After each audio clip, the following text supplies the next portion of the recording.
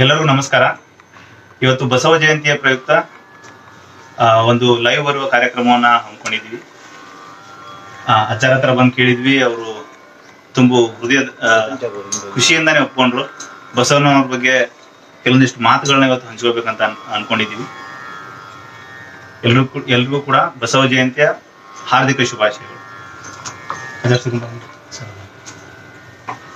ಅದ ಬಸವಣ್ಣನವ್ರ ಬಗ್ಗೆ ನಾವು ಪ್ರತಿ ಸಲ ಕೇಳಿದಾಗಲೂ ಅವರ ಕ್ರಾಂತಿಗಳು, ಅವರ ಚಳುವಳಿಗಳ ಬಗ್ಗೆ ಕೇಳಿದಾಗ, ಅವರ ವಿಚಾರಗಳ ಬಗ್ಗೆ ಕೇಳಿದಾಗ ಮನಸ್ಸಿಗೆ ಇರುವಂತರ ಒಂದು 12ನೇ ಶತಮಾನದಾಗ ಈ ಲೆವೆಲಿನ ಒಂದು ಕ್ರಾಂತಿ ನಡೆದಿತ್ತ ಅಂತ ನಾವು ಒಂದ್ಸರಿ ದಿಗ್ಭ್ರಾಂತರ ಆಗೋ ರೀತಿಯಲ್ಲಿ ಅವರೊಂದು ಕ್ರಾಂತಿ ಮಾಡಿದ್ರು. ಅವ್ರ ಕ್ರಾಂತಿಯ ಮತ್ತು ಬಸವಣ್ಣನವರ ಜೀವನದ ಉದ್ದೇಶಗಳು ಯಾವ ರೀತಿ ಇದ್ವು ಅಂತೇಳಿ ನಿಮ್ಮ ಅಭಿಪ್ರಾಯನ ಓಂ ಶ್ರೀ ಗುರು ಬಸವಲಿಂಗಾಯ ಶ್ರೀ ಲಿಂಗರಾಜ್ ಸಿಂಗಾಡೆ ಅವರ ಗೆಳೆಯರ ಬಳಗದ ಸಾಹಿತ್ಯದಲ್ಲಿ ನಡೆಯುತ್ತಿರುವಂತಹ ಈ ಲೈವ್ನಲ್ಲಿ ಬಸವ ಜಯಂತಿಯ 888ನೇ ಸ್ಮರಣೋತ್ಸವದ ಶುಭ ಸಂದರ್ಭದಲ್ಲಿ ಎಲ್ಲ ಬಸವಾಯತರಿಗೆ, ಬಸವಾಭಿಮಾನಿಗಳಿಗೆ, ಬಸವ ಪ್ರೇಮಿಗಳಿಗೆ, ಬಸವ ಭಕ್ತರಿಗೆ ಶರಣಾರ್ಥಿಗಳನ್ನು ಸಲ್ಲಿಸಿ. ಬಸವಣ್ಣನವರು ಅಂದ್ರೆ ಒಂದು ಅದ್ಭುತ ವ್ಯಕ್ತಿತ್ವ. ಬಸವಣ್ಣ ಅಂತಂದ್ರೆ ಅಂಬೇಡ್ಕರ್ ಹೇಳುವಂತಹ ಮಾತು, ಪುರುಷೋತ್ತಮ, ಎಲ್ಲ ಮೌಲ್ಯಗಳನ್ನ ಒಳಗೊಂಡಂತ ಒಬ್ಬ ಮಹಾಪುರುಷ. Simple like Buddha, gentle like Jesus, kind like Mahavira, bold like Muhammad ಅನ್ನೋ ರೀತಿಯಲ್ಲಿ ವಿದ್ವಾಂಸರು ಬಸವಣ್ಣನವರ ವ್ಯಕ್ತಿತ್ವದಲ್ಲಿ ಪ್ರಪಂಚದ ಎಲ್ಲ ಮಹಾನುಭಾವಿಗಳ, ಮಹಾತ್ಮರ, ಜಿಜ್ಞಾಸುಗಳ, ತತ್ವಜ್ಞಾನಿಗಳ ವ್ಯಕ್ತಿತ್ವ ಅಡಗಿದೆ ಅನ್ನುವಂಥ ಮಾತನ್ನು ಹೇಳ್ತಾರೆ. ಇವತ್ತು ಬಸವಣ್ಣನವರು ಬಹಳ ದೊಡ್ಡ ಪ್ರಮಾಣದಲ್ಲಿ ಬೆಳೆದಿದ್ದಾರೆ. ಲಂಡನ್ನ ಥೇಮ್ಸ್ ನದಿ ದಂಡಿ ಮೇಲೆ ನಾವು ಬಳಸುವ 5 ರೂಪಾಯಿಗಳ ನಾಣ್ಯದ ಮೇಲೆ ಹಲವಾರು ಸರ್ಕಾರಗಳು ಬಂದು ಎಲ್ಲ ಕಚೇರಿಗಳಲ್ಲಿ ಬಸವಣ್ಣನವರ ಭಾವಚಿತ್ರಗಳನ್ನು ಅಳವಡಿಸಿದ ಕಾರಣಕ್ಕಾಗಿ ಏನು ಬಸವಣ್ಣ ಅಂದ್ರೆ, ಬಸವಣ್ಣ ಈ ರೀತಿಯಾಗಿ ಶೀಘ್ರಗಾಮಿಯಾಗಿ ಬೆಳೆಯುತ್ತಿದ್ದುದಕ್ಕೆ ಏನು ಕಾರಣ ಅನ್ನುವಂತಹ ಚಿಂತನೆ ಇವತ್ತು ಅವಾಲ ವೃದ್ಧರಲ್ಲಿ ಆರಂಭ ಆಗಿದೆ. ಬಸವಣ್ಣನವರು ಅಂದ್ರೆ ಕಾಲದ ಅಗತ್ಯ. ಬಸವಣ್ಣನವರು ಇದ್ರೇನೆ ಕರ್ನಾಟಕ. ಬಸವಣ್ಣ ಇಲ್ಲದೆ ಲಿಂಗಾಯತ ಧರ್ಮ ಇಲ್ಲ. ಬಸವಣ್ಣನವರೇ ಲಿಂಗಾಯತ ಧರ್ಮದ ಜೀವಾಳ. ಎಲ್ಲಾ ಧರ್ಮಗಳನ್ನ ಗೌರವಿಸುವಂತ ಏಕಮೇವ ವ್ಯಕ್ತಿತ್ವ ಬಸವಣ್ಣನವರು ಅನ್ನುವಂಥ ಒಂದು ವಿದ್ವತ್ ಚಿಂತನೆ ಕೂಡ ನಡೆದಿದೆ. ಆ ಕಾರಣಕ್ಕಾಗಿ ಬಸವಣ್ಣನವರನ್ನ ನಾವು ಹೆಚ್ಚು ಆಧರಿಸ್ತೀವಿ, ಬಸವಣ್ಣನವರನ್ನ ಹೆಚ್ಚು ಗೌರವಿಸ್ತೀವಿ, ಬಸವಣ್ಣನವರನ್ನ ಮಾರ್ಗದರ್ಶಿಯಾಗಿ ಇಟ್ಕೊಳ್ತೀವಿ. ಆ ಮೂಲಕ ಬೆಳೆದಂಥ ಸಿದ್ಧಗಂಗಾ ಮಠಾಧೀಶರು ಬಸವಣ್ಣನವರ ಎಲ್ಲ ತತ್ವಗಳನ್ನು ತಮ್ಮ ಜೀವನದಲ್ಲಿ ಅಳವಡಿಸಿಕೊಂಡು ಮೊನ್ನೆ ಅಸ್ತಂಗತರಾದ ಕಾರಣಕ್ಕಾಗಿ ಬಸವಣ್ಣನವರು ನಡೆಯಲ್ಲಿ ನುಡಿಯಲ್ಲಿ ಈವರೆಗೆ ಜೀವಂತವಾಗಿ ಇದ್ದಾರೆ ಅನ್ನೋದಕ್ಕೆ ಪೂಜ್ಯರ ಬದುಕು ಒಂದು ಸಾಕ್ಷಿ. ಅದರ ಇವತ್ತಿನ ದಿನಮಾನಕ್ಕ ಬಸವಣ್ಣನವರ ಹೆಜ್ಜೆ ಗುರುತುಗಳು ನಮ್ಗೆ ಯಾವ ರೀತಿಯಾಗಿ ಕಂಡು ಬರ್ತಾವ, ನಾವು ಯಾವ ರೀತಿಯಾಗಿ ಅದನ್ನ ತಗೋಬೇಕು ಅನ್ನೋದ್ರ ಬಗ್ಗೆ ಬಹಳ ಜನ ವಿದ್ವಾಂಸರು ಬಸವಣ್ಣನವರ ಬಗ್ಗೆ ಬಹಳ ಚಿಂತನಾರ್ಹವಾದ ವಿಚಾರಗಳನ್ನ ಸ್ಪಷ್ಟಪಡಿಸ್ತಾರೆ. ಬಸವಣ್ಣನವರು ಯಾರು ಏನು ಅನ್ನುವಂಥದ್ರ ಬಗ್ಗೆ ಡಾಕ್ಟರ್ ಎಂ ಚಿದಾನಂದ ಮೂರ್ತಿ ಬಹಳ ಪ್ರಸಿದ್ಧ ವಿದ್ವಾಂಸರು. ಅವ್ರು ಹೇಳ್ತಾರೆ, ಬಸವಣ್ಣನವರ ಒಂದು ಬದುಕು ಜೀವನ ಅಂದರೆ 3 ಮಾತುಗಳು. ಆ ಮಾತುಗಳಲ್ಲಿ ಸಂದೇಶ ಕೊಡ್ತಾರೆ. ಬಸವಣ್ಣಂದ್ರೆ ಏನಪ್ಪ? ಅತೃಪ್ತಿ. 2ನೇದ್ದು ನಿರಾಕರಣೆ. 3ನೇದ್ದು ಸತ್ಯಾನ್ವೇಷ.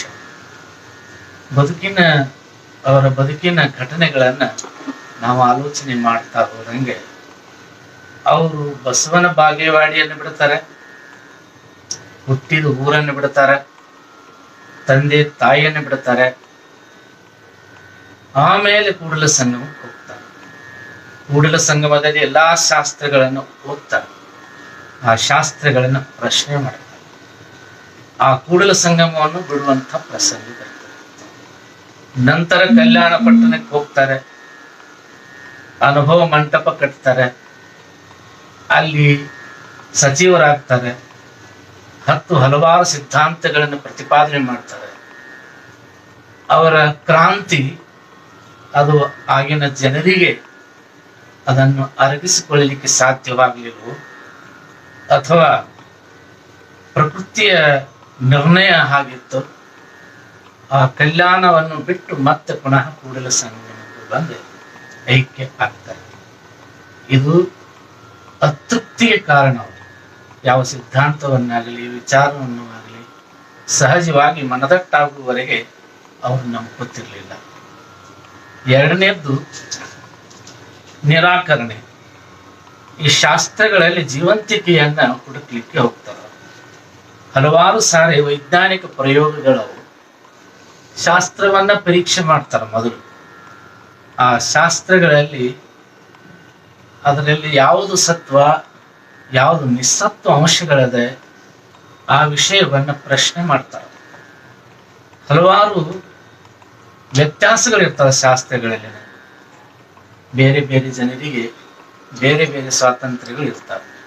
ಸ್ತ್ರೀ ಪುರುಷರಿಗೆ ಅಧಿಕಾರ ಇರಂಗಿಲ್ಲ, ಶೂದ್ರರಿಗೆ ಅಧಿಕಾರ ಇರಂಗಿಲ್ಲ. ಇವೆಲ್ಲ ಯಾವ ಶಾಸ್ತ್ರಗಳು ಹೇಳ್ತವೆ? ಯಾಕೆ ಆ ರೀತಿಯಾಗಿ ಆ ಪ್ರಸಂಗಗಳು ಹುಟ್ಟಿದು? ಇಟ್ಟಿಯ ಹಣ್ಣು ನರಿ ತಿಂದು ಸೃಷ್ಟಿಯಲ್ಲ ತಿರುಗಿತ್ತೆಂಬ ಮಟ್ಟಿಯ ದಿಟ್ಟಿ ದ್ವಿಜರ ಮಾತದೇಕೆ, ಹಗಲುಗಾನದ ಗೂಗಿ ಇರುಳ ಇತ್ತೆಂದರೆ ಜಗಕ್ಕೆ ಇರುಳ ಮರುಳೆ. ಶಾಸ್ತ್ರಗಳು 1000 ಹೇಳ್ಬೋದು, 1,00,000 ಹೇಳ್ಬೋದು.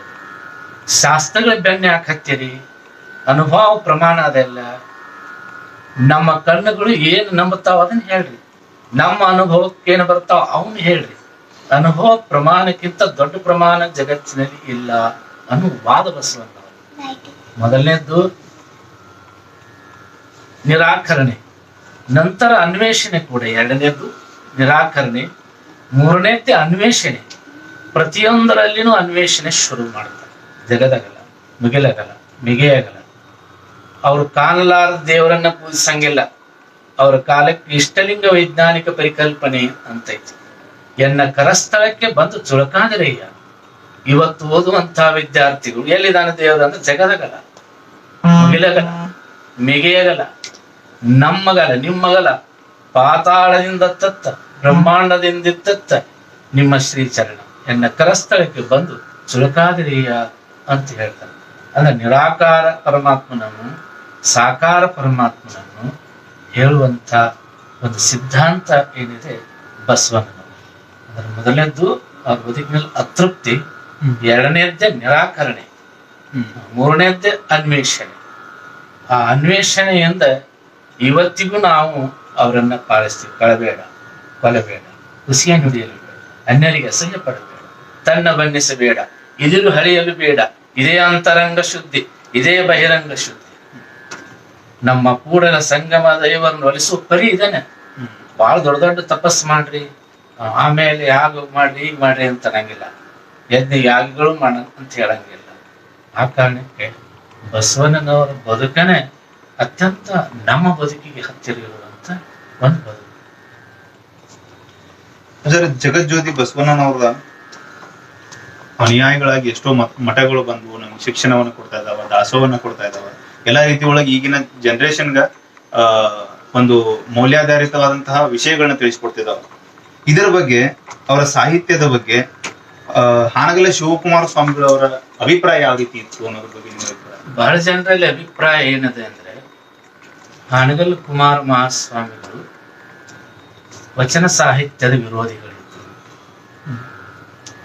ಅವರು ವೈದಿಕವಾದಿಗಳಿದ್ದರು. ಅಂದ್ರೆ ವೇದಗಳು ಏನ್ ಹೇಳ್ತಾವೆ, ಬ್ರಾಹ್ಮಣ್ಯ ಏನ್ ಹೇಳ್ತದೆ ಅದನ್ನ ಪಾಲಿಸ್ತಾರೆ. ಈಗೇನು ಖಂಡನೆ ಮಂಡನೆಗಳು ಬರ್ತಾವ ವಚನ ಸಾಹಿತ್ಯದಲ್ಲಿ. ಬರಿದ ಪತ್ರಿಯ ತಂದು ಪೂಜಿಸು ಕೂಡಲ ಸಂಗಮ ದೇವ. ಯಜ್ಞದಿಂದ ಹೇಗಾಗ್ತದೆ ಅಂತೇನು ಕರ್ಮಗಳಂತ ಹೇಳ್ತಾರಲ್ಲ, ಆ ಕರ್ಮಗಳನ್ನೆಲ್ಲ ಖಂಡಿಸ್ತಾರೆ ಬಸವಣ್ಣ ಸಂದರ್ಭದಲ್ಲಿ. ಅಕ್ಕ ಮಹಾದೇವಿ ಅಂತ ಹೇಳ್ತಾಳೆ, ವೇದ ಪುರಾಣ ಶಾಸ್ತ್ರಗಳೆಲ್ಲವೂ ಒಟ್ಟು ಕಾಣಿವು, ಒಟ್ಟು ಅವೆಲ್ಲ ಅದರಲ್ಲಿ ಏನು ಸ್ವಾರಸ್ಯ ಉಳಿದಿಲ್ಲ. ನಮ್ಮ ಅನುಭವ ಏನದ, ನಮ್ಮ ಅನುಭವ ಪ್ರಮಾಣವೇ ಪ್ರಮಾಣ. ಒಬ್ಬರಿಗೆ ಏನಾಗ್ತದೆ ಎನ್ನುವ ಅದು ನಮಗ್ ಗೊತ್ತಾಗ್ತದೆ, ನಮ್ಗೆ ಅನ್ನಿಸ್ತದೆ. ಅದಕ್ಕಾಗಿ 100 ಅನ್ನೋದಿ 100 ಕೇಳಿದೇನು ಪ್ರಯೋಜನ ಅನ್ನುವಂಥ ಪ್ರಶ್ನೆಗಳು, ಭೂಯಿಷ್ಠವಾದಂತಹ ವಚನಗಳು ಅದಕ್ಕೆಲ್ಲ ಅದಾವ. ಹೀಗಾಗಿ ಶರಣರ ಈ ಚಿಂತನ ಧಾರೆ ಏನದೆ ಅದನ್ನ ಹಾನಗಲ್ ಕುಮಾರಸ್ವಾಮಿಗಳು ಒಪ್ಕೊತಿದ್ರು. ಆದ್ರೆ ವೈದಿಕ ವಿರೋಧಿಯಾಗಿ ಏನು ಇರಲಿಲ್ಲ ಅವರು. ಬಸವಣ್ಣನವರ ವಚನಗಳನ್ನ ಫಗು ಹಳಕಟ್ಟಿಯವರೊಂದಿಗೆ ಕೂಡ್ಕೊಂಡು ಬಹಳ ಸ್ಪಷ್ಟವಾಗಿ ಧೈರ್ಯೋದಾತ್ತವಾಗಿ ಅವುಗಳನ್ನ ಪ್ರಚಾರ ಮಾಡಿದ್ರು. ಒಂದು ಮನೆಗೆ ಹೋಗ್ತಾರೆ, ಮನೆಗೆ ಹೋದಾಗ ಒಬ್ಬ ಹೆಣ್ಮಗಳು ತಾಯಿ ಗೋಡಿ ಪೂಜೆ ಮಾಡ್ತಿರ್ತಾಳೆ. ನೀರ್ ಹಾಕ್ತಾಳೆ, ವಿಭೂತಿ ಹಚ್ತಾಳೆ, ಇದ್ದು ಹೂವ ಪತ್ರಿ ಹಾಕ್ತಾಳೆ, ಆಮೇಲೆ ಅದಕ್ಕೆ ನಮಸ್ಕಾರ ಮಾಡ್ತಾಳೆ. ಊದಿನ ಕಡ್ಡಿ ಬೆಳಗ್ಗೆ ಬಸವಣ್ಣವ್ರ ಕಾಲಕ್ಕೆ ಹೇಗಿತ್ತು ಅಂತಂದ್ರೆ, ಭಕ್ತಿ ಅನ್ನೋದು ಹೆಂಗ ಹೇಳ್ತಾರ, ಹೊಸತಿಲ ಪೂಜಿಸಿದ ಒಕ್ಕಲತಿ ಅಂತ ಇತ್ಯನ್ನ ಭಕ್ತಿ. ಇವತ್ತಿಗೂ ನಮ್ಮಲ್ಲಿ ಫಸಲ ಪೂಜೆ ಮಾಡ್ತಾರೆ, ವಿಭೂತಿ ಹಚ್ತಾರೆ, ಹೂವ ಪತ್ರಿ ಇಡ್ತಾರ, ಊದಿನ ಕಡ್ಡಿ ಬೆಳಗ್ತಾರ, ಅದಕ್ಕೆ ನಮಸ್ಕಾರ ಮಾಡ್ತಾರ, ಮತ್ತ ಅದ ಮೇಲೆ ಕಾಲಿಟ್ಟ ಮ್ಯಾಲಿನ ತೊಲೆಬಾಗ್ಲು ಇರ್ತೈತಲ್ಲ ಅದನ್ನು ಪೂಜೆ ಮಾಡ್ತಾರೆ. ಅಂದ್ರೆ ಮೌಢ್ಯತೆ ಅನ್ನುವಂಥದ್ದು ಹಾಗಿರ್ತದೆ. ಆ ಕಾರಣಕ್ಕಾಗಿ ಆ ತಾಯಿ ಪೂಜೆ ಮಾಡ್ತಿರ್ತಾಳ ಗೋಡೆಯನ್ನ ಪೂಜೆ ಮಾಡೋ ಕಾಲಕ್ಕೆ ಹಾನಗಲ್ ಕುಮಾರಸ್ವಾಮಿಗಳು ಬಹಳ ಸೂಕ್ಷ್ಮತೆಗಳು, ಸೂಕ್ಷ್ಮ ಗಮನ ಅವ್ರದೆಲ್ಲ. ಆವಾಗ ಆ ತಾಯಿ ನೀವು ಕೇಳ್ತಾರೆ, ಅಮ್ಮ ಇದನ್ನೇ ಯಾಕೆ ಪೂಜೆ ಮಾಡ್ತೀರಿ? ಇಲ್ರಿ ಅಜ್ಜವರ ಹಿಂದಿನಿಂದ ಮಾಡ್ಕೊಂತ ಬಂದಾರೆ, ನಮ್ಮ ಅತ್ತಿಯರು ಮಾಡ್ತಿದ್ವಿ, ಈಗ ನಾವು ಮಾಡಕತ್ತೀವಿ. ಆಮೇಲೆ ಇದರ ಬಗ್ಗೆ ನಾನು ಸ್ವಲ್ಪ ಕೇಳ್ಬೇಕು, ಮಾತಾಡ್ರಪ್ಪ ಇಲ್ಲೇ ನಿಂತಾರ, ಎತ್ತಮ್ಮ ಬಾ ಇಲ್ಲಿ. ಈ ಗೋಡೆ ಒಳಗೆ ಏನೋ ಇದ್ದಂಗೆ ಕಾಣಿಸ್ತದೆ, ಚಲೋ ಇತ್ತಂದ್ರೆ ನಿಮಗೆ ಲಾಭ, ಮತ್ ಬೇರೆ ಇತ್ತಂದ್ರೆ ನಮಗ್ ಲಾಭ ಆಗ್ತದೆ. ಅದಕ್ಕೆ ನೀ ಅನುಮತಿ ಕೊಟ್ರೆ ಇದನ್ನ ಹಂಡಿಸ್ಬೇಕಂತ ಮಾಡಿ ಅಪಾರ ಆಗಲ್ರಿ ಅಂತ ಸಲಿಕಿ ಗುದ್ಲಿ ತಂದು ಹೊಡಿತಾರ. ಗೋಡಿ ಹೊಡೆದಾಗ ಅಲ್ಲಿ ಅದು ಕಟ್ಟಿರ್ತದೆ. ಆ ಕಟ್ಟಿನ ವಚನ ಕಟ್ಟು. 12ನೇ ಶತಮಾನದಲ್ಲಿ ಏನು ಬಿಜ್ಜಳನ ಕಾಲಕ್ಕೆ ಮಾಂಡಲಿಕರು ಏನು ಬಹಳ ದೊಡ್ಡ ಒಂದು ದೌರ್ಜನ್ಯ ಆಗ್ತದೆ. ಶರಣರೆಲ್ಲ ವಿಚ್ಛಿದ್ರ ಆಗ್ಬಿಡ್ತಾರೆ. ಕೆಲವರು ಕದಳಿವನದ ಕಡೆಗೆ ಹೋಗ್ತಾರೆ, ಕೆಲವರು ಉಳಿವಿ ಕಡೆಗೆ ಹೋಗ್ತಾರೆ, ಕೆಲವರು ಇಲ್ಲಿ ಹರಳೇನಗುಂಡ ಅಂತ ಇರ್ತದೆ ಅಂತಲ್ಲೆಲ್ಲ ಬಂದು ಇರ್ತಾರೆ. ಆಮೇಲೆ ಎಷ್ಟೋ ಮಹತ್ವದ 280 ಕೋಟಿ ಅಂತ ಶಾಸ್ತ್ರ ವಚನಗಳು ಅವನ್ನೆಲ್ಲ ಸುಟ್ಟು ಹಾಕ್ತಾರೆ. ಈ ಹೋಲಿ ಮಠ ಕೂಡ ಆದದ್ದು ಅಂತ ವಚನಗಳನ್ನ ಸಂಗ್ರಹ ಮಾಡಿದ್ದ. ಇಲ್ಲೊಂದು ವಚನದ ಪೆಟ್ಟಿಗೆ ಅಂತದ ಇಂಥವೆಲ್ಲ. ಆ ಕಾರಣಕ್ಕೆ ಆವಾಗ ಗೋಡಿ ಹೊಡೆದ ತಕ್ಷಣ ಆ ಪೆಟ್ಟಿಗೆ ಬರ್ತಿತ್ತಲ್ಲ, ಅವ್ನು ಇಟ್ಕೊಂಡು ಕುಂತಿರ್ತಾರ. ಅಲ್ಲಿ ವಚನ ಶಿವ ಮಂದಿರದಲ್ಲಿ ಹಾನಗಲ್ ಕುಮಾರಸ್ವಾಮಿಗಳು ರೇವಣ ಸಿದ್ದೇಶ್ವರ ಗ್ರಂಥಾಲಯ ಅಂತ ಮಾಡ್ತಾರೆ. ತಾಡೋಲೆಗಳು ಈಗ ಹೋದ್ರು ಕೂಡ ನೋಡ್ಲಿಕ್ಕೆ ಸಾಧ್ಯ ಅಲ್ಲ. ಹಂಗೆ ಇವ್ರು ಫಗು ಹಳಕಟ್ಟಿಯವರು ವಚನ ಸಂಗ್ರಹ ಮಾಡ್ತಿರ್ತಾರ. 3 ಸಂಪುಟ ಮಾಡ್ತಾರ ಅವ್ರು. 1ನೇ ಸಂಪುಟ, 2ನೇ ಸಂಪುಟ, ಹೆಂಗಿದಾವ ಹಂಗ ಸಂಪುಟಗಳನ್ನ ಮಾಡಿರ್ತಾರ. ಅವ್ರು ಸಂಪಾದನೆ ಮಾಡಿದ್ದು. ಆ ಸಂಪುಟಗಳಲ್ಲಿ 3 ಸಂಪುಟಗಳಿರ್ತಾವ. ಖರ್ಚ್ಬೇಕಲ್ಲ, ಪ್ರಿಂಟ್ ಮಾಡ್ಬೇಕಲ್ಲ. ಆಗಿನ ಕಾಲಕ್ಕೆ ಬ್ರಾಸೆಲ್ ಮಿಷನ್ ಅಂತ ಇರ್ತದೆ. 1920ರಲ್ಲಿ ಅದು ಬಹಳ ಪ್ರಸಿದ್ಧಿ ಪಡೆದಿರ್ತದೆ. ಅಷ್ಟು ಅಚ್ಚುಕಟ್ಟಾಗಿ ಸುಂದರವಾಗಿ ಆ ವಚನಗಳನ್ನು ಪಬ್ಲಿಷ್ ಮಾಡ್ತಾರ ಅವರು. ಈ ಬೈಬಲ್ ಗಿಬಲ್ ನೋಡಿದ್ರೆ ಆಶ್ಚರ್ಯಪಡಿಸಿ. ವಿದೇಶಕ್ಕೆ ಹೋದಾಗ ಎಲ್ಲಾ ರೂಮ್ಗಳಲ್ಲಿ ಬೈಬಲ್ ಇಟ್ಟಿರ್ತಾರ ಅವರೆಲ್ಲ. ಅಷ್ಟಿನ ಪ್ರಮಾಣದಲ್ಲಿ ನಮ್ಮಲ್ಲಿ ಬೆಳೆದಿಲ್ಲ. ಹಂಗ ಪ್ರಿಂಟ್ ಮಾಡಿಸ್ಬೇಕು ಅನ್ನೋ ಉದ್ದೇಶ ಫಗು ಹಳಕಟ್ಟಿ ಅಜ್ಜವರು ಹಾನಗಲ್ ಕುಮಾರ ಮಹಾಸ್ವಾಮಿಗಳು ಅಖಿಲ ಭಾರತ ವೀರಶೈವ ಮಹಾಸಭೆ ಸ್ಥಾಪನೆ ಮಾಡ್ತಾರೆ. ಅವಾಗ 10-18 ಜಾತಿಗಳು ಇರ್ತಾವ. ಎಲ್ಲರನ್ನೂ ಕೂಡಿಸ್ತಾರ ಅವ್ರು. ಎಲ್ಲಾ ವರ್ಗದವ್ರನ್ನೂ ಕೂಡಿಸ್ತಾರ. ಎಲ್ಲರೂ ಮಾನವರೇ. ಯಾರ ದೇವ್ರು ಬೇಕಂತಾರ ಅವ್ರೆಲ್ಲ ನಮ್ಮವ್ರೆ. ಆ ಕಾರಣಕ್ಕಾಗಿ ಅವರು ಹಂಗ ಪ್ರಯಾಣ ಮಾಡ್ತಿರ್ತಾರ. ಪಾದಯಾತ್ರೆ ಮಾಡ್ಬೋದು ಕಾಲಕ್ಕೆ ಹೋಗು ಹಳಕಟ್ಟಿ ಅವ್ರಿಗೆ ಸುದ್ದಿ ತಿಳಿದು ಬರ್ತಾರ. ಅಪ್ಪ ಅವ್ರೆ ಹಿಂಗೆಲ್ಲ 3 ಸಂಪುಟ ಮಾಡಿದೀವಿ, ಇವು ಪ್ರಿಂಟಿಗೆ ಹೋಗ್ಬೇಕು. ಆಮೇಲೆ ಬ್ರಾಸೆಲ್ ಮಿಷನ್ ಮೈಸೂರು ಆಗದೆ, ಅಲ್ಲಿ ಮಂಗಳೂರು ಆಗದೆ, ಅಲ್ಲಿ ಕಳಿಸ್ಬೇಕು. ಅವಾಗ ಭಾಳ ಚಲೋ ಆಯ್ತ್ರಿಪ್ಪ, ಏನ್ ಮಾಡ್ಬೇಕು ಹೇಳ್ರಿ. ಧನ ಸಹಾಯ ಎಷ್ಟು ಮಾಡ್ಬೇಕು. ಅಜ್ಜವ್ರು ಮನೆಗೆ ಅಡ್ಡಾಡಿ ಭಿಕ್ಷೆ ಹಾಕ್ತಾರೆ. 500 ಆಗ್ತದೆ. 500 ಅಂದ್ರೆ ಆಗಿನ ಕಾಲಕ್ಕೆ 50,000 ರೂಪಾಯಿ ಅಂತ ಆಗ್ತಿತ್ತು. ಅವರು ಸಾಹೇಬ್ರು ಹಾಗೂ ಹಳಕಟ್ಟಿ ಸಾಹೇಬ್ರು ಅಂತಂದು ಬ್ರಾಸೆಲ್ ಮಿಷನ್ ಕಳಿಸ್ತಾರೆ. ಕಳಿಸಿದಾಗ ಅಲ್ಲಿ ಉದ್ದೇಶ ಬರೆದಿರ್ತಾವ್ರಿ, ಹಿಂಗೆ ಪ್ರಿಂಟ್ ಆಗ್ಬೇಕು ಎಲ್ಲ ಅಂತ. ಅವರು ಆಮೇಲೆ 1-2 ವಾರ ಬಿಟ್ಟು ಒದಗಿಸುವಂತ ಮಾತಾಡಿರ್ತಾರೇನು. ನಂತರ 1 ವಾರದಲ್ಲಿ ಒಂದು ಪತ್ರ ಬರ್ತದೆ. ಅವ್ರೇನ್ ಕೊಟ್ಟಿದ್ರಲ್ಲ ಸಂಪುಟ ವಚನ ಸಾಹಿತ್ಯದ್ದು, ಅದು ಹೊಳಿ ಬರ್ತದೆ. ಅದರಾಗ ಲೆಟರ್ ಇಟ್ಟಿರ್ತಾರ. ಆ ಲೆಟರ್ ಒಳಗೆ ಏನಿತ್ತು ಅಂದ್ರೆ, ಈ ಸಾಹಿತ್ಯವನ್ನು ನಾವು ಪ್ರಿಂಟ್ ಮಾಡಿದರೆ ನಮ್ಮ ಕ್ರಿಶ್ಚಿಯನ್ ಧರ್ಮದ ಸಾಹಿತ್ಯಕ್ಕೆ ಬಹಳ ಅಡಚಣೆ ಆಗ್ತದೆ. ನಮ್ಮ ಧರ್ಮಗಳು ನಿಮ್ಮ ಧರ್ಮಗಳು ಹೆಚ್ಚೆಚ್ಚು ಹತ್ತಿರವಾದಂತೆ ಕಾಣಿಸ್ತವೆ. ಅದಕ್ಕಾಗಿ ದಯವಿಟ್ಟು ತಪ್ಪು ತಿಳಿಬಾರ್ದು. ಇದನ್ನ ಪ್ರಿಂಟ್ ಮಾಡೋದು ನಮ್ಮಿಂದ ಸಾಧ್ಯವಿಲ್ಲ. ಆವಾಗ ಏನಿರ್ಬೋದು ಇದರ ಬಗ್ಗೆ ಮತ್ತೆ ಪಂಡಿತ ಮಂಡಳಿ ಕೂಡ್ತಾರೆ.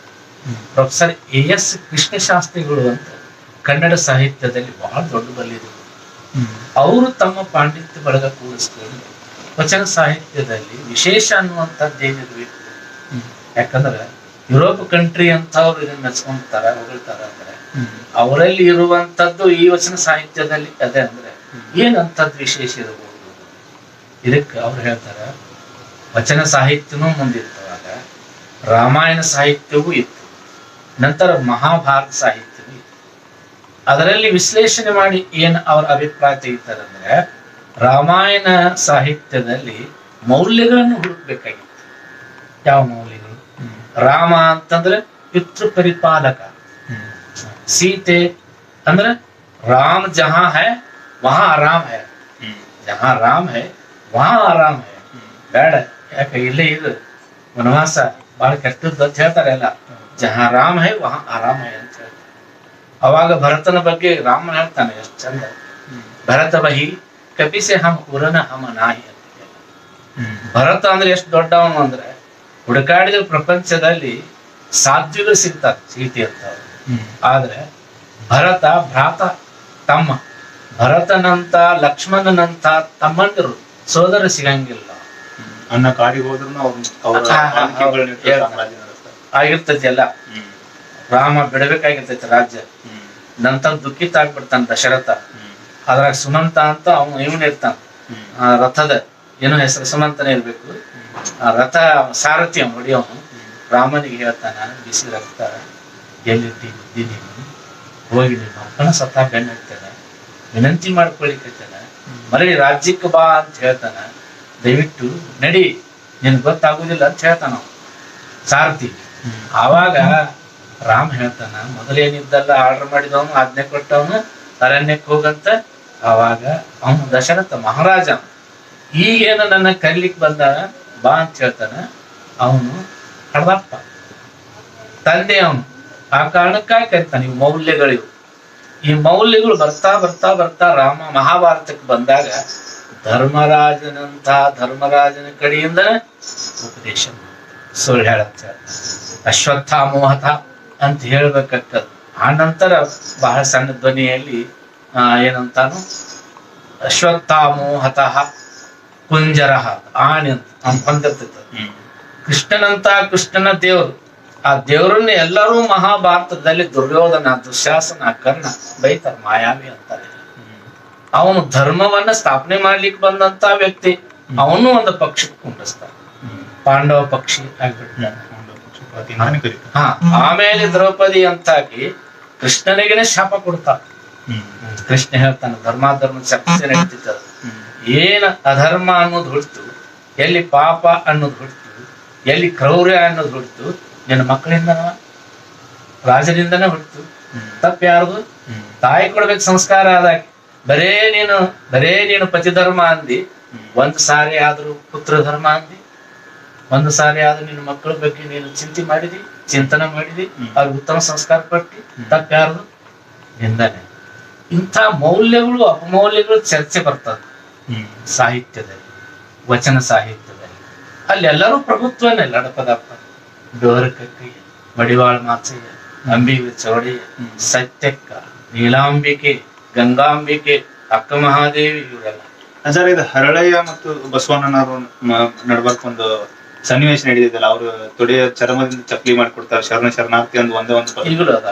ಹಾ, ಇದ್ರ ಆ ಕತೆ ಯಾವ ರೀತಿ ಇತ್ತು ಅದನ್ನ ಒಂಚೂರು ಹೇಳಿದ್ರೆ ಅಂದ್ರೆ ಅದರಿಂದ ನಮ್ಗೆ ಯಾವ ರೀತಿ ಈ ಜಾತಿ ವ್ಯವಸ್ಥೆನ, ಈಗ ನಾವು ಬಸವಣ್ಣವ್ರನ್ನ ಪೂಜಿಸ್ತೀವಿ ಅಂದ್ರೆ ಅವರೇ ಜಾತಿಗೆ ನೋಡಿಲ್ಲ, ಹರಳಯ್ಯ ಕೊಟ್ಟ ಪಾದಕೆಗಳನ್ನ ತಲೆ ಮೇಲೆ ಇಡುವಂತ ವ್ಯಕ್ತಿ ಆರಾಧಿಸೋರು ನಾವ್ಯಾಕೆ ಜಾತಿ ನೋಡ್ಲಿಕ್ಕೆ? ಈಗ ಬಸವ ಚಿಂತನದೊಳಗೆ ಏನದ ಅಂದ್ರೆ ಎರಡು ರಿಮೆಗಳದ, ಒಂದು ಕೆಳ ರಿಮೆ, ಒಂದು ಮೇಲ್ ರಿಮೆ. ಕೇಳ ರಿಮೆ ಅನ್ನೋದು ನಾ ಕಡಿಮೆ ಅನ್ನುವಂಥದ್ದೇನೈತಲ್ಲ, ಅದು ಕೆಟ್ಟದ್ದೇನೆ. ನಾ ಮೇಲು ಅನ್ನುವಂಥದ್ದೈತಿ, ಅದು ಕೆಟ್ಟದ್ದೇನೆ. ಮೇಲುರಿಮೆ ಕೀಳರಿಮೆ ಅನ್ನೋದು ಅವಾಗಿಂದಲೂ ಐತಿ. ಅದಕ್ಕೆ ಬಸವ ಪುರಾಣ ಅಂತ ಒಂದು ಶಾಸ್ತ್ರ ಇದೆ. ಬಸವ ಪುರಾಣ ಅಂದ್ರೆ 63 ದಿವಸ ಶಾಸ್ತ್ರಗಳು. ಅದರಲ್ಲಿ ಸಿದ್ದರಾಮಪ್ಪ ಪೌಟೆ ಅನ್ನೋರು ಬರೀತಾರೆ. ಏನಿತ್ತು ಅಂದ್ರೆ, ಮಹಾಭಾರತ ಅಂತಂದ್ರೆ ಕ್ಷತ್ರಿಯರಲ್ಲಿ, ಬ್ರಾಹ್ಮಣರಲ್ಲಿ, ವೈಶ್ಯರಲ್ಲಿ, ಶೂದ್ರಲ್ಲಿ ಬಹಳ ದೊಡ್ಡ ಪೈಪೋಟಿ ಅದು, ಬಹಳ ದೊಡ್ಡ ಪೈಪೋಟಿ ಅದು. ಆ ಪೈಪೋಟಿಯೊಳಗೆ ಏನೊಂದು ಆಶ್ಚರ್ಯ ಆಗ್ತದೆ ಅಂದ್ರೆ, ಒಬ್ರು ಸಂಹಾರ ಮಾಡೋದು, ಒಬ್ರನ್ನೊಬ್ರು ಸಂಹಾರ ಮಾಡೋದು. ಅಲ್ಲಿ ಬಹಳ ಮಹತ್ವದ ಸಂಗತಿ ಏನಂದ್ರೆ, ಎಲ್ಲ ಬಸವ ಪುರಾಣದೊಳಗೂ ಎಲ್ಲ ಶಿವನ ಭಕ್ತರ, ಮಹಾಭಾರತದಲ್ಲಿ ಶಿವನ ಭಕ್ತರ, ಕೃಷ್ಣ ಕೂಡ ಶಿವನ ಭಕ್ತನೇ. ಅರ್ಜುನನಿಗೆ ಹೇಳ್ತಾನೆ, ಅರ್ಜುನನ ತಪಸ್ ಮಾಡ್ಲಿಕ್ಕೆ ಹಚ್ಚಿ ಪಾಶುಪತಾಸ್ತ್ರವನ್ನ ಕೊಡಿಸ್ತಾನೆ. ಮಯಾ ಏವ ಏತೆ ಹತಾಹ ಪೂರ್ವಮೇವ ನಿಮಿತ್ತ ಮಾತ್ರಂ ಭವ ಸಭೆ ಸಾಕ್ಷಿ. ಅರ್ಜುನ ಎಲ್ಲ ಮುಗದದ, ಅದಕ್ಕೆ ವಿರಾಟ್ ದರ್ಶನ ತೋರಿಸ್ತಾನ. ಏನೇನ್ ಎಲ್ಲ ನೋಡಪ್ಪ, ಭೀಷ್ಮಾಚಾರ್ಯ ಸತ್ತಾನ, ದ್ರೋಣಾಚಾರ್ಯ ಸತ್ತಾನ, ಅಶ್ವತ್ಥಾಮ ಸತ್ತಾನ, ಕರ್ಣ ಸತ್ತಾನ, ದುರ್ಯೋಧನ ಸತ್ತಾನ. ನೀ ಏನು ಮಾಡುದಿಲ್ಲ, ನಿಮಿತ್ತ ಮಾತ್ರಂ ಭವ ಸಭೆ ಸಾಕ್ಷಿ. ದ್ರೌಪದಿ ಕೂಡ ಶಿವನ ಶಿಷ್ಯ, ಅರ್ಜುನ ಕೂಡ ಶಿವನ ಶಿಷ್ಯ, ಎಲ್ಲರೂ. ಅವಾಗ ಏನಾಗುತ್ತೆ ಒಂದ್ ಸಾರಿ ಅಂತಂದ್ರೆ, ಈ ನೀತಿ ಬೋಧನೆ ಮಾಡ್ತಿರ್ತಾನ ಅವ್ರ ತಮ್ಮ, ನಾವು ಬರ್ತೈತಲ್ಲ, ಅವನು ಇವನಿಗೆ ಧೃತರಾಷ್ಟ್ರನಿಗೆ ಉಪದೇಶ ಮಾಡ್ತಿರ್ತಾನೆ. ತಮ್ಮ ಶಾಸ್ತ್ರ ಅದು ಶೂದ್ರ. ನೀನು ಉಪದೇಶ ಮಾಡೋದ್ರಿಂದ ಮನಸ್ಸು ತಿಳಿಯಾಯ್ತು ನನಗೆ, ಇನ್ನು ಮೇಲೆ ದೀಕ್ಷಾ ಕೊಡುವಂತ. ಶೂದ್ರ ಯೋನ್ಯಾಂ ಜಾತೋಹಂ, ನಾನು ಶೂದ್ರ ಯೋನಿಯೊಳಗೆ ಹುಟ್ಟೀನಿ, ಆ ಕಾರಣಕ್ಕೆ ನಾನು ಉಪದೇಶ ಮಾಡ್ಲಿಕ್ಕೆ ಬರಂಗಿಲ್ಲ. ಮುಂದೆ ದ್ರುಪದ ಮತ್ತ ಇವನು ದ್ರೋಣಾಚಾರ್ಯ ಇಬ್ರು ಗೆಳೆಯರು ಬಾಲ್ಯದಲ್ಲಿ. ಅರ್ಜುನ ಗೆದ್ದಾಗ ಒಂದು ಕೆಲಸ ಇತ್ತು, ಹೋಗು ಮೊದಲು ದ್ರುಪದನೇ ಎಳ್ಕೊಂಡು ಬಾ ಅಂತ. ಹಿಂಗೆಲ್ಲ ಅಲ್ಲಿ ಒಳಗಡೆ ಭಯಂಕರ ದ್ವೇಷ ಇರ್ತದೆ. ಬಹಳ ವೀರ ಅವನು. ಅವನು ಅರ್ಜುನನ ಪ್ರತಿಸ್ಪರ್ಧಿ ಆಗಿರ್ತಾನೆ. ಏಕಲವ್ಯನ ಬೆರೆ ತಗೊಳ್ಳುವಂತ ಕಾರಣ ಇರ್ತದೆ, ಕೊಟ್ಬಿಡ್ತಾನೆ. ಮತ್ತೊಬ್ಬ ಈಗಿನವರಾದ್ರೂ ಕೊಡ್ತಾನೆ. ಅಷ್ಟು ಗುರುಭಕ್ತಿ ಅವರಲ್ಲಿ ಇತ್ತು. ಅಂದ್ರೆ ಅದರಲ್ಲಿ ಏನು ಮುಖ್ಯ ಕಾರಣ ಅಲ್ಲ, ಅವರ ಜಾತಿಯ ವೈಷಮ್ಯ ಅಲ್ಲಿ. ಒಬ್ಬ ಬ್ರಾಹ್ಮಣ ತೊಡಗು ಮಾಡ್ಯಾನಂದ್ರೆ, ಕಾಳ್ತನ ಮಾಡ್ಯಾನಂದ್ರೆ, ಅವನ ಎದಿ ಮೇಲೆ ಬ್ರಾಹ್ಮಣ ಏನೋ ಒಂದು ಬೋರ್ಡ್ ಹಾಕಿ, ಇವನು ಕಳ್ಳ ಗಡಿಪಾರ ಮಾಡ್ರಿ. ಒಂದು ವೇಳೆ ಶೂದ್ರ ಕಳ್ತನ ಮಾಡಿದ್ದ ಅಂದ್ರೆ 2 ಕಣ್ಣುಗಳನ್ನ ಕೈಬೇಕು, 2 ಕೈಗಳನ್ನ ಕತ್ತರಿಸ್ಬೇಕು. ವೇದ ಮಂತ್ರಗಳನ್ನು ಕೂಡ ಕೇಳುವ ಹಕ್ಕಿರ್ಲಿಲ್ಲ ಬಸವಣ್ಣರ ಕಾಲಕ್ಕನೇ. ಅದೇ ಅಕಸ್ಮಾತ್ ಕೇಳಿದ ಅಂತಂದ್ರೆ ಕಾಸಿದ ಸೀಸನ್ ಹಾಕ್ಬೇಕು. ಈಗೇನ ಮೊನ್ನೆ ನಮ್ಮ ಮಹಾತ್ಮರದ ಪುಲೆಗೆ ಅವರೆಲ್ಲ, ಪುಲೆಯವರ ಕಾಲಕ್ಕೂ ಈ ಕೈಯೊಳಗ ಒಳ್ಳೊಳಗ ಒಂದು ಪಾತ್ರೆ ಇಟ್ಟು ಅಲ್ಲೇ ಓಡ್ಬೇಕಾಗಿತ್ತು. ಹೆಜ್ಜೆ ನಡಿಬಾರ್ದು, ಹೆಜ್ಜೆ ಮೂಡಬಾರದು ಅನ್ನೋ ಕಾರಣಕ್ಕೆ ಕೊರಳಿಗೆ ಪಂಪಿ ಕಟ್ಕೊಂಡು ಇಂಥ ಒಂದು ದುಸ್ತರ ಸ್ಥಿತಿ ಇತ್ತು. ಈಗೆಲ್ಲ ಇರಂಗಿಲ್ಲ. ಅವ್ರು ಹೆಚ್ಚು ಕಡಿಮೆ ನಾವು ಓದಿದ್ದಂದ್ರೆ ಆಗಿನ ಏನು ದ್ವೇಷ ಅದೆ ಇಲ್ಲ ಅನ್ನುವಂಥ ಮಾತು ಕೇಳ್ತೀವಿ ನಾವು. ಆ ಕಾರಣಕ್ಕೆ ಇವತ್ತಿನ ಜನರಿಗೆ ನಮ್ಮ ಶ್ರೀಗಳು ಹೇಳ್ತಾರೆ, ಸರಿಗೆ ಸಾಣೆಹಳ್ಳಿ ಶ್ರೀಗಳು, ಜಾತಿ ಎಷ್ಟು ಬಿಡಿಸ್ತೀವಿ ನಾವು ಬಿಡಂಗಿಲ್ಲ, ಜಾತಿ ಭೂತ್ ಎಂದಿಗೂ ಹೋಗಂಗಿಲ್ಲ. ಅದಕ್ಕಾಗಿ ಸೇತುವೆಯನ್ನ ಮಾಡ್ಕೊಳ್ಬೇಕು ಜಾತಿ ಪ್ರೀತಿಯಿಂದ. ಅದು ಸಿದ್ಧೇ ಪುರಾಣಿಕ ವಿದ್ಯೆ ಬಂತು ವಿನಯ ಹೋಯ್ತು, ಬುದ್ಧಿ ಬಂತು ಶ್ರದ್ಧೆ ಹೋಯ್ತು, ಸಮೃದ್ಧಿ ಬಂತು ಸಂಸ್ಕೃತಿ ಹೋಯ್ತು, ದೀರ್ಘಾಯುಷ್ಯ ಬಂತು ಜೀವನ ಸ್ವಾರಸ್ಯ ಹೋಯ್ತು, ಮಾತು ಬಂತು ಕೃತಿ ಹೋಯ್ತು, ಜಾತಿ ಬಂತು ಪ್ರೀತಿ ಹೋಯ್ತು. ಎಲ್ಲ ಇರ್ಲೇಬೇಕು ಅವೆಲ್ಲ. ಮತ್ತೆ ಇನ್ನೇನ್ ಮಾಡ್ಬೇಕು? ಜಾತಿ ಇದಾವ ಅಂತಂದ್ರೆ ಅವೆಲ್ಲ ವಿಶೇಷವಾಗಿ ಇವತ್ತಿನ ನಮ್ಮ ಚಿಂತಕರು, ಬಹಳ ಜನ ಚಿಂತಕರು ಹೇಳ್ತಾರೆ, ಆ ಜಾತಿಯನ್ನ ಉಳಿಸ್ಕೊಂಡು ಬರೋರ ಜಾತಿಗಳ. ಈಗ ಬಹಳ ಜನ ದೊಡ್ಡ ದೊಡ್ಡ ಮಿನಿಸ್ಟರ್ಗಳಾಗ್ಯಾರ ಅವರು. ನಾವಿಷ್ಟ ಆರ್ಥಿಕವಾಗಿ ಚೆನ್ನಾಗಿದೀವಿ, ನಮ್ಮ ಮಕ್ಕಳು ಎಜುಕೇಟೆಡ್ ಆಗ್ಯಾರ, ಆ ಕಾರಣಕ್ಕಾಗಿ ಇನ್ನು ಮೇಲೆ ನಮ್ಮ ವರ್ಗದವನ ನಿಲ್ಲಿ ಅಂತ ಹೇಳಿ ಐತಿ. MLA ಆಗ್ಲಿ, MP ಆಗ್ಲಿ, ಮಂತ್ರಿಗಳಾಗ್ಲಿ. ಈ ಅಂಬೇಡ್ಕರ್ ಅದಾರ, ಜಗಜೀವನ್ ರಾಮರಾವ್ ಅದಾರ. ಜಗಜೀವನ ರಾಮರ ಮೇಲೆ ಜನರಿಗೆ ಒಂದ್ ರೀತಿ ಉಪೇಕ್ಷೆ ಹೆಚ್ಚಾಕ, ಅಂಬೇಡ್ಕರ್ ಮೇಲೆ ಪ್ರೀತಿ ಹೆಚ್ಚಾಕ. ಎಡ ಬ್ರಾಹ್ಮಣರು ಬಲ ಬ್ರಾಹ್ಮಣರು ಅಂತ ಅದ್ರಲ್ಲಿ ಅದಾರ. ಇವರೆಲ್ಲ ಎಲ್ಲೆಲ್ಲಿ ಜಗಜೀವನ್ ರಾಮರ ಮೂರ್ತಿಗಳ ಕಡಿಮೆದಾವ, ಎಲ್ಲೆಲ್ಲಿ ನಮ್ಮ ಅಂಬೇಡ್ಕರ್ ಮೂರ್ತಿಗಳದಾವಲ್ಲ ಬಲ ಬ್ರಾಹ್ಮಣರು ಅವರು. ಅವರವರಲ್ಲಿನ ಸರ್ಕಾರಿ ಸೌಲಭ್ಯಗಳು ಇನ್ನೂ ಉಪಯೋಗ ಆಗಿಲ್ಲ. ಅದಕ್ಕಾಗಿ ಮೀಸಲಾತಿ ಅನ್ನುವಂಥದ್ದು ಪ್ರಶ್ನೆ ಅದ. ಅವ್ರಿಗೆ ಯಾಕೆ? ಅವರಲ್ಲಿ ಮತ್ತೊಬ್ರು ತಗೊಳ್ಳಿಲ್ಲ, ಬೇಡ ಅಂತ ಏನಲ್ಲ. ಈಗ ಇವತ್ತಿನ ಪ್ರಸ್ತುತ ಜಾತಿ ವ್ಯವಸ್ಥೆ ಇವತ್ತಿಗೂ ನಡೆದ. ಅಲ್ಲಿ ಅವರು ಉತ್ತರ ಪ್ರದೇಶದಲ್ಲಿ ಈಗೆಲ್ಲ ಏನೇನೋ ಇದನ್ನ ತಗೊಂಡಾರ. ಬಹಳ ದೊಡ್ಡ ದುರಂತಗಳಾದವು. ನರಸಿಂಹ PV ಸಿಂಗ್ ಕಾಲಕ್ಕೆ ಅದೆಲ್ಲ ದೊಡ್ಡ ದುರಂತಗಳಾದವು. ಮಕ್ಕಳೆಲ್ಲ ಸುಟ್ಕೊಂಡ್ರು, ಸತ್ರು, ಯುವಕರೆಲ್ಲ. ಅದರ ಇವತ್ತಿನ ಪ್ರಸ್ತುತ ಪರಿಸ್ಥಿತಿ ಒಳಗ ಬಸವಣ್ಣನವರ ಆದರ್ಶಗಳು, ಬಸವಣ್ಣನವರ ನೀತಿಗಳು, ಬಸವಣ್ಣನವರ ತತ್ವಗಳು ನಮಗೆ ಯಾಕೆ ಬೇಕು? ಈ ಇವತ್ತಿನ ಜೀವನಕ್ಕೆ ನಾವು ಯಾಕೆ ಅವರನ್ನ ಅಳವಡಿಸ್ಕೋಬೇಕು ಅನ್ನೋದನ್ನ ಯುವಕರು, ಬಹಳ ಜನ ಯುವಕರು ತಿಳಿಯೋಕೆ ಅದೇ ಪ್ರಶ್ನೆ.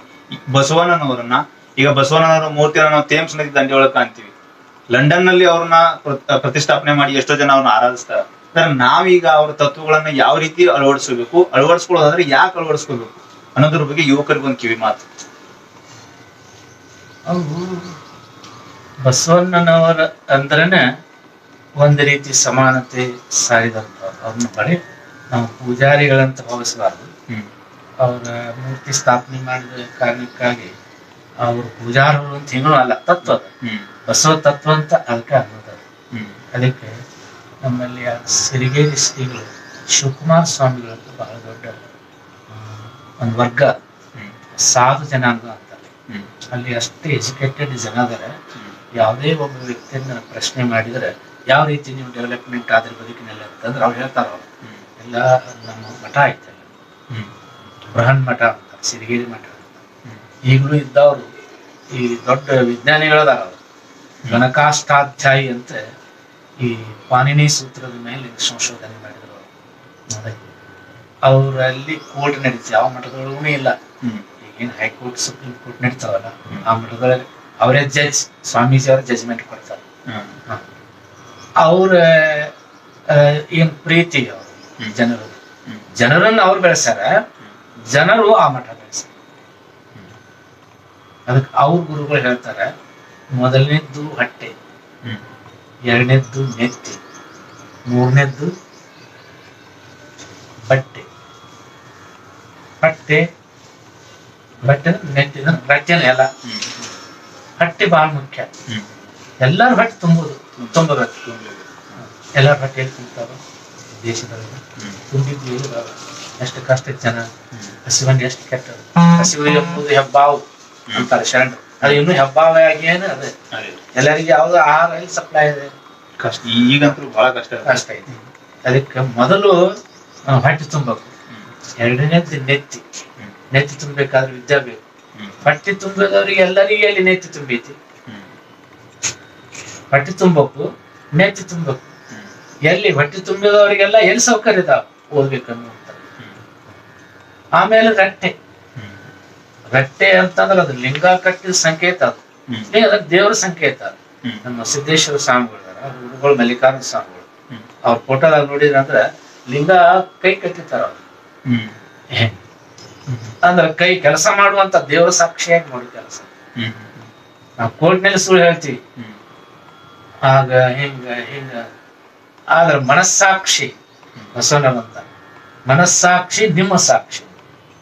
ಹಂಗ ದೇವರ ಸಾಕ್ಷಿಯಾಗಿ ಏನು ಮಾಡ್ತೀವಿ ಅದು ಎಲ್ಲಿ ಹೋಗಂಗಿಲ್ಲ, ಹುಸಿ ಹೋಗುದಿಲ್ಲ, ಬದುಕಿನಲ್ಲಿ ಎಡವಟ್ಟಾಗುದಿಲ್ಲ. ಅದಕ್ಕಾಗಿ ಕನಕದಾಸರಂತವ್ರು ಓದು ಕಾಲಕ್ಕೆ ಯಾರು ಇಲ್ಲದಾಗ ಒಂದು ಬಾಳೆಹಣ್ಣು ತಿನ್ನಕ್ಕೆ ಸಾಧ್ಯ ಆಗ್ಲಿಲ್ಲ. ಯಾವ ಮನುಷ್ಯ ಇರ್ತಾನ ಎಲ್ಲಾ ಕಡೆ ದೇವ್ರು ನೋಡ್ತಾನ ಅನ್ನುವಂತ ಒಂದು ಆಳವಾದ ಆ ಪ್ರಸಂಗ ಬಹಳ ಹಂಗಿದೆಲ್ಲ ನಿಮ್ಮ ಸಾಕ್ಷಿ, ದೇವರ ಸಾಕ್ಷಿ. ಆ ರೀತಿಯಾಗಿ ಹೊಟ್ಟೆ ತುಂಬಕ್ಕೂ ನೆತ್ತು ತುಂಬಕ್ಕೂ ನಂತರ ರಟ್ಟಿ ತುಂಬಬೇಕು.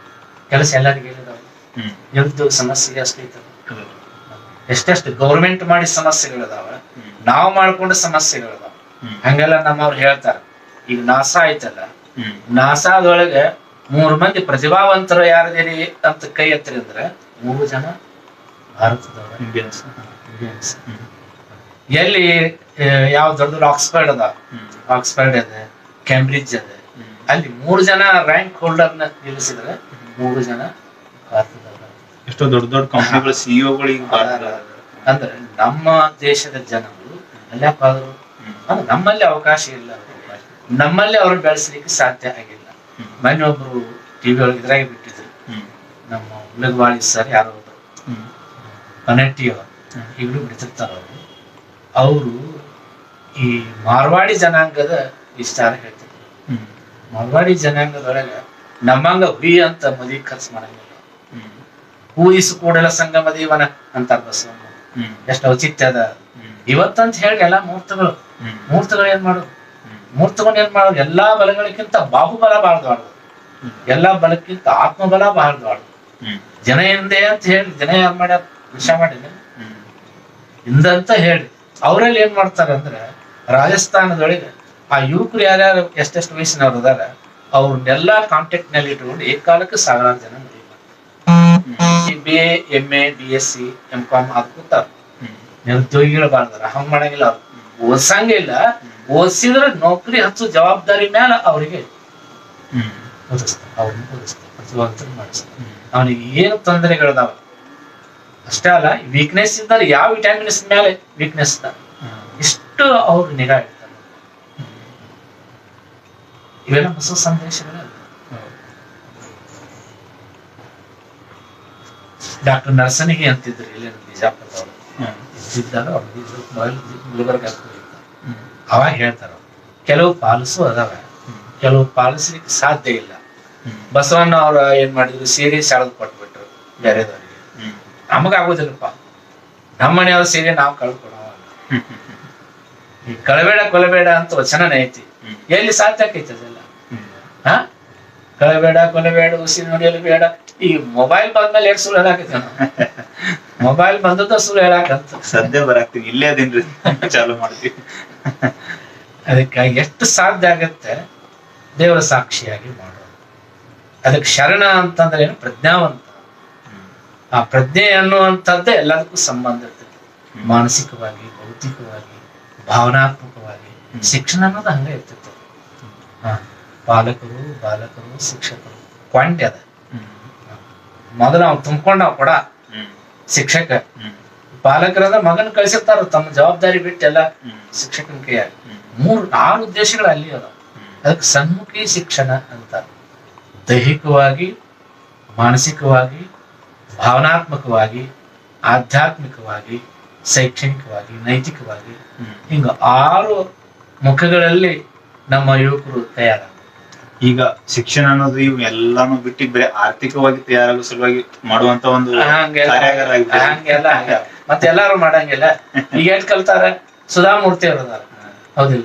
ಸುಧಾಮೂರ್ತಿ ಅವ್ರು ಎಷ್ಟು ಪ್ರಜ್ಞಾವಂತರದಾರ. ನಮ್ಮವ್ರ ಅಲ್ಲೇ ಮಗ್ಗಲ್ಕನ ಎಷ್ಟು ಮಂದಿ ಅಡಮುಟ್ಟದಾರ, ನಮ್ಮಲ್ಲಿ ಫೇಸ್ಬುಕ್ ಹಾಕಿರ್ತಾರಲ್ಲ ಅಲ್ಲ, ಬಳ್ಳಾರಿ ಕಡೆ ಇದ್ದವ್ರ ಮ್ಯಾಲ ಹಾಕ್ತಾರ, ಸುಧಾಮೂರ್ತಿ ಅವ್ರನ್ನ ಕೆಳಗಡೆ ಹಾಕಿರ್ತಾರ. ಏನು ಇರಂಗಿಲ್ಲ, ಕೈಯಾಗ ಬಂಗಾರದ ಬಳಿ ಇರಂಗಿಲ್ಲ, ಕೊಳ್ಳಾಗ ಒಂದ್ ಯಾವ್ದು ಬಂಗಾರದ ಚೈನ್ ಇರಂಗಿಲ್ಲ. ಇಬ್ರು ಗಂಡ ಸಾದ ಕೂತಿರ್ತಾರೆ. ಉಪದೇಶಗಳು ಎಂತಾವ ಅವರೆಲ್ಲ.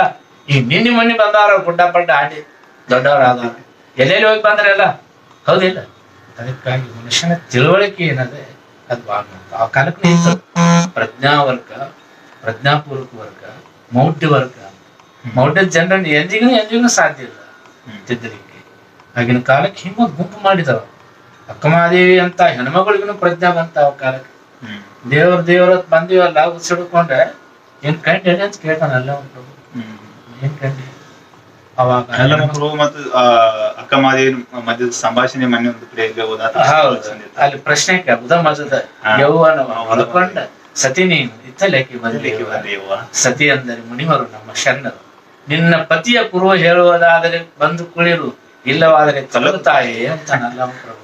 ಅಂದ್ರೆ ಯಾರ್ಯಾರು ಬಂದು ಯಾರ್ಯಾರು ಕುಂತು ಯಾರ್ಯಾರು ಏನೇನೋ ಮಾತಾಡ್ತಾರಂತ ಜನರಿಗೆ ಆಭಾಸ ಆಗ್ತದೆ. ಅಲ್ಲಿ ಕುಂತವ್ರು ಪಕ್ಕಾ ಶರಣರು, ಇಲ್ಲಿ ಕುಂತವ್ರು ಪಕ್ಕಾ ಶರಣರು. ನಿನ್ನ ಪತಿಯ ಕುರು ಹೇಳುವುದಾದ್ರೆ ಬಂದು ಕುಳಿರು, ಇಲ್ಲಿ ಯಾಕೆ ಬಂದೆ? ಆ ಹೆಣ್ಣುಮಗಳು ಬಾಳ ಶಾಣೆ ಹೇಳ್ತಾರೆ. ನಮ್ಮಲ್ಲೇನೆ ಹೇಳ್ತಾರ, ಹಳೆಯ ಬಾಳ್ತನ ಬಾಳ ದಿವಸ ಹೋಗ್ಬಾರ್ದು. ಹಳೆಯ ಬಿಗ್ರ ಮನೆಗೆ ಹೋದಂದ್ರೆ ಮೊದಲನೇ ದಿವಸ ಸೋನಾ, ದೂಸರಾ ದಿನ ಚಾಂದಿ, ತೀಸರಾ ದಿನ ಲೋಹಾ. ಅಲ್ಕೊಂಡ್ ಹಚ್ಚಿರ್ತಾರ. 3-4 ದಿವಸ ಹೋತಂತಂದ್ರೆ ಯಾವ ಹೊಕ್ಕಣ ದಾರಿ ಕಾಯ್ತಿರ್ತಾರ. ಹಂಗ ಕೇಳ್ತಾರ. ಹಾಡು ಹಾಡು ಹೇಳುವುದು ಕೇಳುವುದು ಸುಖಿಸುವುದು ಪರಿಣಾಮಿಸುವುದು. ಲಿಂಗ ಸುಖಿಗಳ ಸಂಘದಲ್ಲಿ ದಿನಗಳ ಕಳೆಯನ್ನು ಬಂದೆ. ಅಕ್ಕ ಮಹಾದೇವಿ ಹಂಗಾದ್ರೆ ದೇವ್ರ ಕಂಡೇ ನೀನು ಈ ಪರಿ ಯಾಕೆ ಬಂದೀನಿ? ಕೂದಲೆಲ್ಲ ಮುಗಿಸ್ಕೊಂಡು ಅಲ್ಲ ಆಗಿರುವಂತ ಶರಣರಿಗೆ ಪ್ರಶ್ನೆ ಆಗ್ತದೆ. ನೀವೆಲ್ಲ ಬಹಳ ಎತ್ತರದವ್ರ ಬಂದೆ, ನಿಮ್ ದೃಷ್ಟಿ ಹಿಂಗಾದ್ರೆ ಹೆಂಗ? ಕೂದಲ ಮರೆಸಲೇಕೆ ತಕ್ಕೆ ಅಂತ ಕೇಳ್ತಾನ ಅಲ್ಲಮ್ಮ ಪ್ರಭು. ಆವಾಗ ಆಗಿ ಭಾವನೆ ಇಲ್ಲ. ಸಿಪ್ಪಿ ಒಪ್ಪುಗಟ್ಟಾಗ ಹಣ್ಣಿನ ರಸ ಕೊಳಕಾಯಿತ್ತು ಅಂತ ಅಲ್ಲಮ್ಮ ಪ್ರಭು ಅಂತಾನ. ಅದಕ್ಕಾಗಿ ಭಾವನೆ ದಿಗಂಬರವಾದಾಗ ಏನು ಒಲಿಸಿದ್ರೆ ಏನು ಅಕ್ಕ ಮಹಾದೇವಿ ಅಂತಾರ. ಹಂಗಾದ್ರೆ ದೇವ್ರನ್ನ ಒಲಿಸಿ ನಾವು ಹೆಂಗ ತಿಳಿದುಪ್ಪಕ್ಕೆ ಗಟ್ಟಿದುಪ್ಪಕ್ಕೆ ಭಿನ್ನ ಉಂಟೆ. ತಿಳಿದುಪ್ಪ ಅಂತ ಇರ್ತೈತಿ, ಅದನ್ನ ಹಾಕಿದ್ರೆ ನಡ್ತೈತಿ. ಗಟ್ಟಿ ತುಪ್ಪ ಅಂತ ತಿಂತಾನ ಮನುಷ್ಯ, ಅದನ್ನ ಕಾಸಿ ಮತ್ತೆ ತಿಳಿ ಮಾಡ್ಬೋದು. ತುಪ್ಪ ಅಲ್ಲ ಅದು ತುಪ್ಪ. ಸಾಕಾರನು ದೇವ್ರ, ನಿರಾಕಾರನು ದೇವ್ರ. ಅದಕ್ಕೆ ಇಲ್ವಾ ಎಲ್ಲ ಬದಲಾಗಿ ಹೌದಿಲ್ಲ. ಎಷ್ಟು ಆಸೆ ಐತಿ ನಮ್ಮಲ್ಲೆಲ್ಲ, ಬಾಳ ಆಸೆ. ಈಗಂತೂ ಬಾಳ ಆಸೆ. ದುಡಿಲಾರ್ದ ಗಂಡ ಮನಿಗ್ ತರ್ಲಾರ್ದ ಗಂಡ ಇದ್ದಂತಂದ್ರ ಬ್ಯಾಡ್ಯಾಡ್ ಗಂಡ, ಬೇಡವಾದ ಗಂಡ. ಆ ಕಾರಣಕ್ಕೆ ಅವ್ರು ಹೇಳ್ತಾರ ಚಲೋ ದುಡಿಬೇಕು. ಮುಕ್ತಾಯಕ್ಕನಿಗೆ ಐದಕ್ಕೆ ಲಕ್ಕಮ್ಮ ಹೇಳ್ತಾರೆ. ಐದಕ್ಕೆ ಲಕ್ಕಮ್ಮ ಅಂತಕೇನೋ ಬಾಳ ದಿವ್ಯ ಜ್ಞಾನಿ ಇದ್ದಾರೆ. ಅವ್ ಎಲ್ಲರಿಗೂ ಬೋಧನೆ ಮಾಡುವಂತ ಹಿಂಗ ಶರಣರ ಚಿಂತನ ಅಂತಂದ್ರೆ ಇವತ್ತಿನ ಚಿಂತನೆಗಳು, ಎಲ್ಲರೂ ಚಿಂತಿಸಬೇಕಾದ ಚಿಂತನೆಗಳು. ಎಲ್ಲರಿಗೂ ಒಳ್ಳೆಯದಾಗ್ಲಿ ಸರ್. ಇವತ್ತಿನ ಇದು ಕೊರೋನಾ ಪರಿಸ್ಥಿತಿ, ಕೋವಿಡ್ ಪರಿಸ್ಥಿತಿ, ಜನರಿಗೆ ಒಂಚೂರು ಸಂದೇಶ ಇವತ್ತಿನ ಪೇಪರ್ ನಾವು ನೋಡ್ಲಾಗಿ ಎಷ್ಟು ಪ್ರಮಾಣದಲ್ಲಿ ಭಯ ಪಟ್ಟಿದ್ದೀವಿ. ಇವತ್ತು ಆ ಭಯ ಇಲ್ಲ ಅಂತ ಕೇಳ್ತಾ ಇದೀವಿ. ಏನು ದೊಡ್ಡ ಲೀಡರ್ ಅದಾರ, ಯಾರು ಜವಾಬ್ದಾರ ಅದಾರ ನಾಯಕರು, ಅವರೇ ಒಂದು ಅನಾಲಿಸಿಸ್ ಮಾಡಿ ಹೇಳಕತ್ತಾರೆ. ಹೆಚ್ಚು ಗುಣಮುಖ ಆಗ್ತಾ ಇದ್ದೀವಿ ಕಾಣ್ತೀವಿ ನಾವು. ಎಷ್ಟು ಪ್ರಮಾಣದಲ್ಲಿ ಆಸ್ಪತ್ರೆಗಳೊಳಗೆ ಜನ ಬರ್ತಾರ ಕೋವಿಡ್ ರೋಗಿಗಳು, ಅಷ್ಟೇ ಅದಕ್ಕಿಂತ ಹೆಚ್ಚು ಪ್ರಮಾಣದಲ್ಲಿ ಜನ ಗುಣಮುಖರಾಗಿ ಹೋಗ್ಲಿಕ್ಕೆ ಒಳ್ಳೇದ. ಜನ ಆದ್ರೂ ಮಾಸ್ಕ್ ಹಾಕೋಬೇಕು, ಸ್ಯಾನಿಟೈಸರ್ ಬಳಸ್ಬೇಕು. ಏನೋ ಸಿಗ್ಲಿಲ್ಲ ಅಂದ್ರೆ ನಿಂಬೆ ಹಣ್ಣಾದರೂ ನಮ್ಮ ಪ್ರಾಚೀನ ಜನ ಹೇಳಿತ್ತು.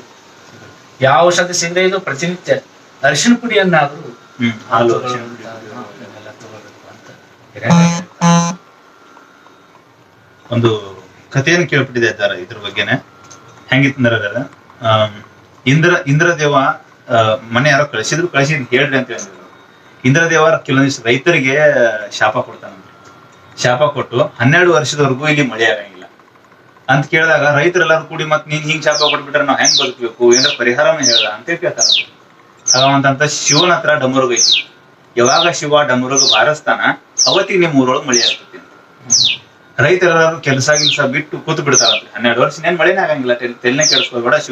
ಶಿವನಂತೆ ಕೇಳ್ತಾರ, ಡಮರುಗ್ ಬಾರಸಂತ ಶಿವನಂತೆ ಫೋನ್ ಬಂದಿರ್ತೈತಿ ಆಲ್ರೆಡಿ ಇದರಿಂದ. ಇವ್ರು ಹಿಂಗ್ ಬರ್ತಾರ ನಿಮ್ ಅಂತ್ಯಾಗ ಮೆಸೇಜ್ ಮುಟ್ಟಿರ್ತೈತಿ, ನೀವೇನು ಕೇರ್ ಮಾಡಕ್ ಹೋಗ್ಬೇಡ್ರಿ ಅಂತ. ಆಯ್ತಂತ ಹೇಳಿ ಶಿವನ ಇದ್ ಮಾಡ್ತಾನೆ. ಇಲ್ಲಪ್ಪ ಅಂತ ಕಳಿಸ್ಬಿಡ್ತಾನ್ರಿ. ಇವ್ರೆಲ್ಲರೂ ಗೊತ್ತಾಗ್ಬಿಡ್ತಾನೆ 12 ವರ್ಷ ಮಳೆ ಆಗಂಗಿಲ್ಲ ಅಂತ. ಇವ್ರು ಕಟ್ಟಿ ಕೂತ್ ಬಿಡ್ತಾರ ಆಟ ಆಡ್ಕೊಂತ, ಪಗಡಿ ಆಡ್ಕೊಂತ.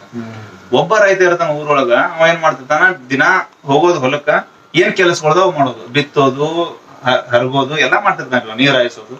ಅವ್ರೆಲ್ಲರೂ ಬಂದು ಕೇಳೋದು, ಅಲ್ಲೋ ನೀನ್ ಮಳಿ ಆಗಂಗಿಲ್ಲ ಇನ್ ಬೆಳಿ ಬರಂಗಿಲ್ಲ ತಗೋತೈತಿ. ನೀನ್ ಹರಗೋದು ಎತ್ತುಗಳನ್ನ ತಗೊಂಡ್ ಕೆಲಸ ಮಾಡೋದು ಬೀಜ ಒಯ್ಯೋದು ಮಾಡಿದ್ರ ಬೆಳಿ ಬರ್ಬೇಕ ಹೆಂಗ ಹುಚ್ಚದೇನ ಹುಚ್ಚಿಡಿತ ನಿನಗ ಡೈಲಿ ಅಂತೇಳಿ ಅವ ಹೇಳ್ತಾನ.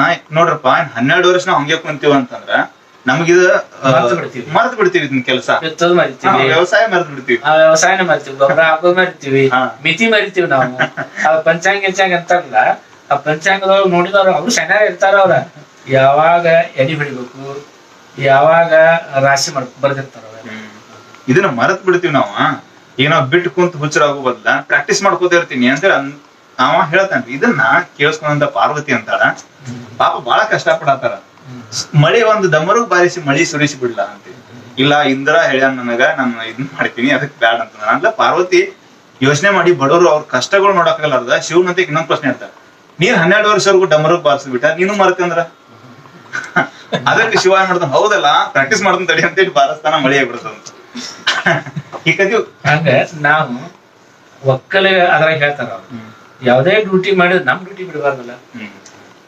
ಅದ ಮ್ಯಾಲ ನೇಚರ್ ಸಂಬಂಧಪಟ್ಟದ್ದು, ಮಳೆ ಆಗುದು, ಬಿಸಿಲು, ಆಮೇಲೆ ಮಿತಿಗಳು ಬರುದು, ಬಿಸಿಲ ಅದು ನಮ್ ಕೈ ನಮ್ ಕೈಯಾಗಿದ್ದಾರ ಮಾಡ್ಬೇಕು. ಇದು ನಮ್ ಕರ್ತವ್ಯ.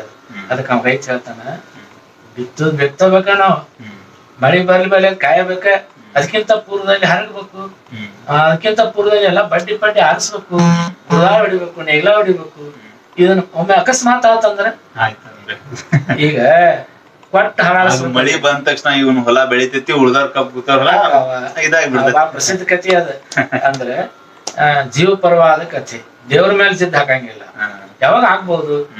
ಈಗ ಬಿತ್ತು ಕೂತಿರ್ತಾನ, ಸಡನ್ ರಾತ್ರಿ ಮಳೆ ಆತಪ್ಪ, ಮಳೆ ಏನಾಕೈತಿ ಅಂತ ತಿಳ್ಕೊಂಡ್ ಬಿಟ್ಕೊಂಡ್ ಕೂತಂದ್ರ ಒಂದ್ ಕಾಲಕ್ಕೆ 10 ಎಕರೆ ಬಿತ್ತಕ್ ಆಗುದಿಲ್ಲ. ನಮ್ಮ ಪ್ರಯತ್ನದೊಳಗ ನಾವಿರ್ಬೇಕು. ನಮ್ ಪ್ರಯತ್ನ, ದೈವ ಮತ್ತು ಪ್ರಯತ್ನ ಅಂತ ಬಹಳ ದೊಡ್ಡ ಶಾಸ್ತ್ರಗಳು.